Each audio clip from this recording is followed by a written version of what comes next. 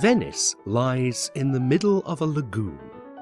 It is not actually the sea, but an expanse of shallow waters separated from the sea by thin strips of land. The lagoon drains and fills up again with new seawater twice a day through the 3 inlets. The water flows in, the water flows out, flows in, flows out. But is Venice an island? It is a cluster of 124 islands, which were gradually populated starting in the 7th century AD. Venice did not grow out of a centre that expanded over time, but out of a series of settlements that coalesced into one.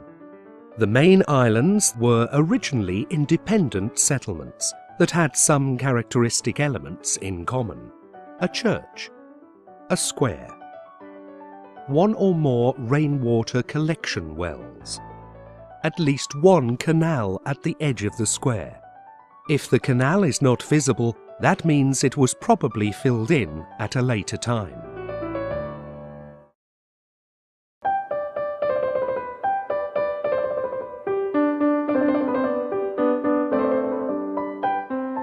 The Venetians have always had to conquer land from the lagoon and defend it from the water. The edges of the islands are clad in brick, so that the land is not stolen away from the city by erosion. In many cases, large areas of the lagoon were filled in to create more space to build on. But defending the islands from the water is anything but easy. Over the years, the brick protection becomes less water resistant and needs to be restored. How is that done?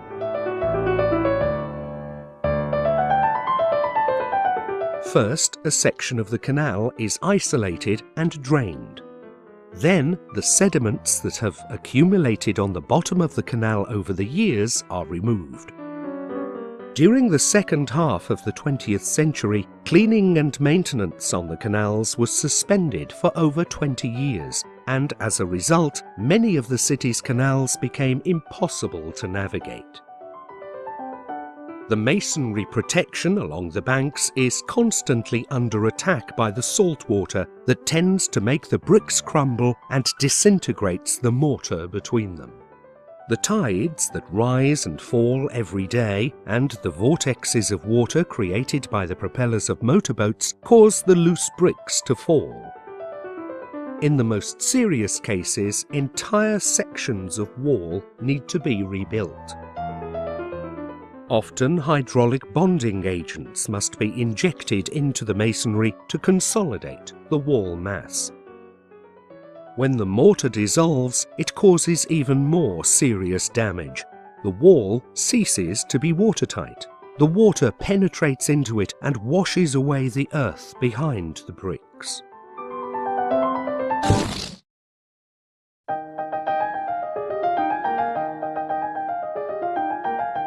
The city streets are called calli, but they have other names too.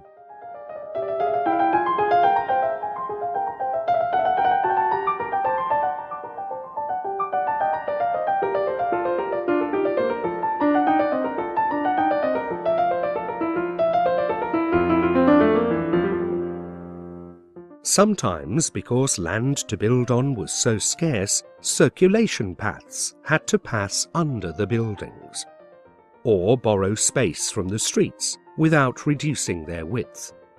Some streets are called salizzade because in previous centuries they were among the few to be paved. After the 17th century, public areas were paved with stones made of trachyte called masegni. Trachyte is a compact and durable stone. It has one great advantage. Even as it wears down, it stays rough. But trachyte does not last forever. Only the masegni that are worn beyond repair are replaced. Even the paving in Venice has historical value.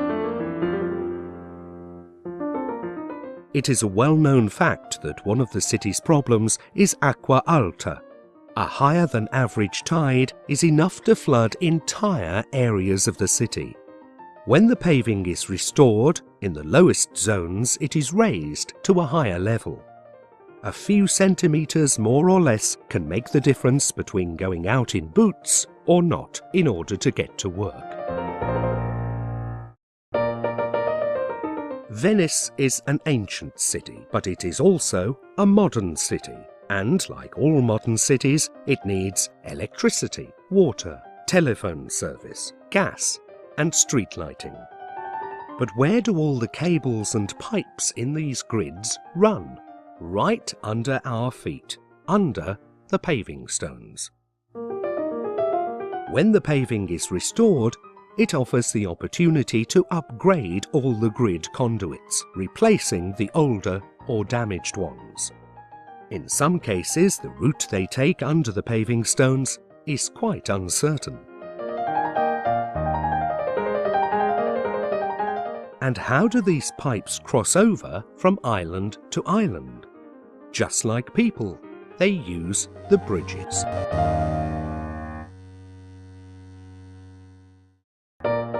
Venice does not have a complete modern sewage collection and treatment system. It still largely relies on the historical sewer system, made out of masonry tunnels called gattoli. All the wastewater ends up in these tunnels, and from there drains into the canals. Twice a day, the tide in the lagoon exchanges the old water with new water from the sea. Many buildings have septic tanks in which the wastewater settles and is treated before it drains back into the canals. But the sewer system made of gattoli and septic tanks must be kept efficient. Sometimes the gattoli become obstructed. The wastewaters put pressure on the masonry and risk causing entire sections of the embankment walls to collapse.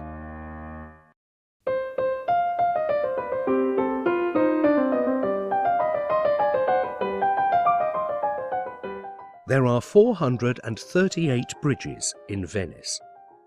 They are crucial to pedestrian circulation because they connect the various islands of which the city is composed.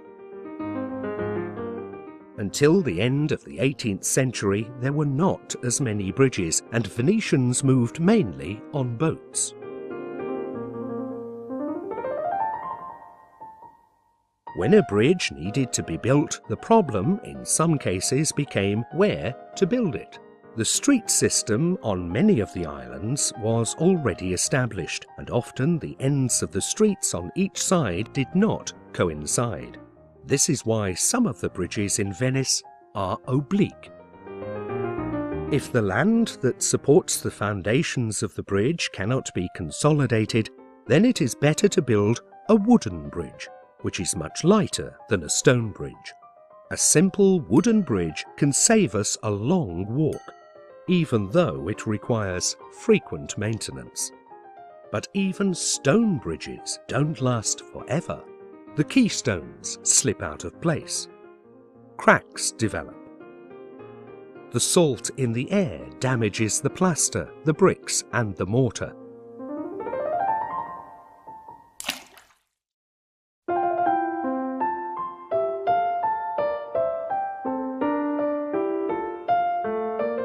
Venetian buildings are famous worldwide for their beauty and sophistication. In little more than 1,000 years, the Venetians have codified a series of techniques for their buildings, developing ingenious solutions that are well adapted to their environment. The basic plan of the palace is based on the casa fondaco, the home warehouse, the typical residence of the merchant family. The ground floor served as a warehouse and a place where merchandise was bought and sold. The living space on the first floor, called the portico, served as the formal space. The attic floor under the roof held the apartments for the servants. The most important palaces have maintained the same basic structure. Life and work in the city took place mainly on boats. For this reason, the main facade of the Casa Fondaco faced the canal and not the inner streets. In many cases, the palaces had more than 3 floors, but the basic tripartite scheme remained the same. The portico, which was often richly decorated, occupied the entire length of the piano nobile of the home. The floors were connected by an ingenious system of double stairwells. This way, the servants and the family had 2 separate entrances and 2 independent circulation systems inside the building. Several crossover points made it possible, when necessary, to switch from one system to the other. But how do such monumental buildings remain standing on ground that is as muddy and unstable as the earth on the islands of the lagoon?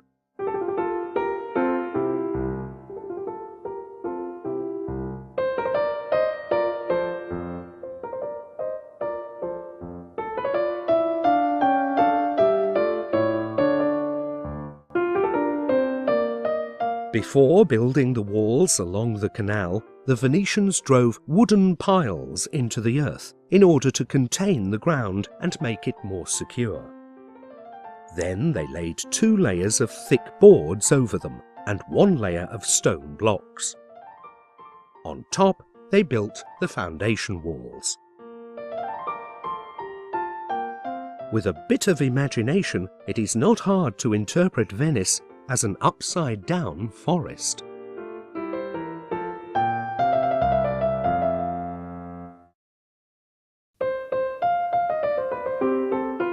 The palace was conceived in such a way that it could move and adapt to the uneven settling of the soft ground underneath.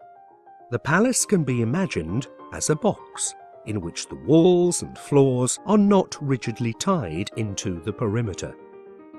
There are no rigid connections between the masonry parts. The walls simply rest against them, so that each individual part can move with respect to the others. The bearing walls of these buildings are almost always perpendicular to the canals. This way, they are the only walls that are actually bearing, meaning that they carry the load of the floors above. The facade, on the other hand, does not serve as a bearing wall. It therefore carries no load and can be pierced with many windows. Today, looking carefully at some of the buildings, you can see that the perimeter walls lean in slightly. In fact, when these walls settle, instead of opening outwards, they tend to lean in onto the roof and the floor structures, thereby avoiding damage. The roof structures help close the box composed of the walls and floors. The floors and roof structures are made out of wood, a light and elastic material that resists change in the geometry of the building without breaking. At the moment of construction, or in later centuries, the floors were anchored to the walls with metal ties, which prevented the perimeter walls from collapsing outwards.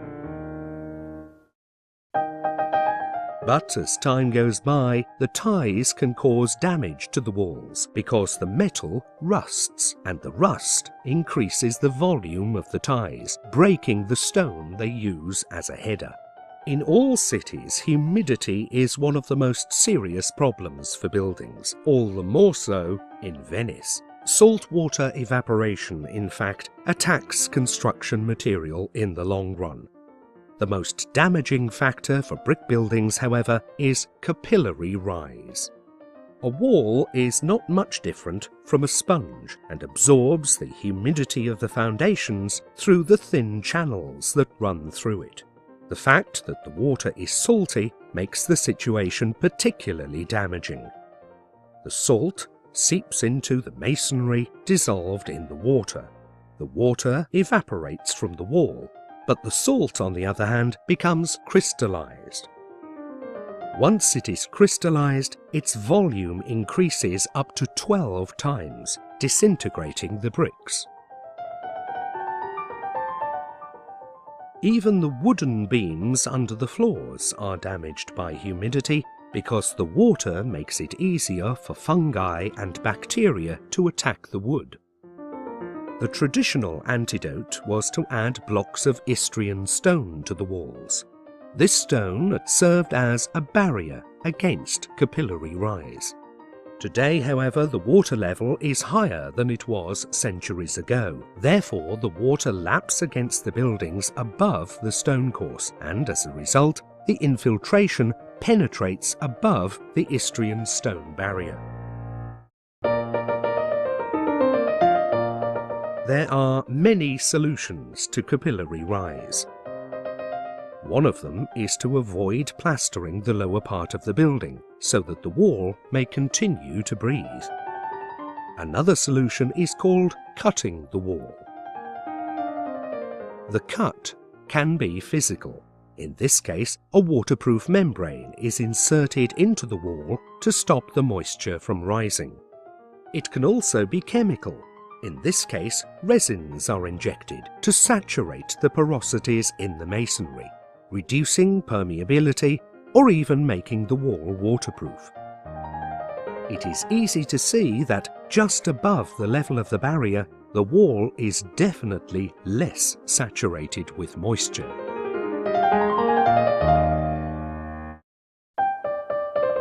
Humidity, erosion, the yielding terrain are all particular characteristics of the lagoon that the Venetians have always had to deal with.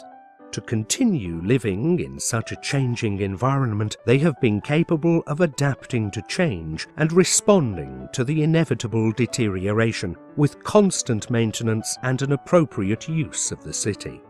Venice is therefore the result of 1,500 years of continuous transformation of its own urban landscape. With constant attention, it has been able to ensure its preservation over the centuries, and this is the only way it can continue to exist in the centuries to come.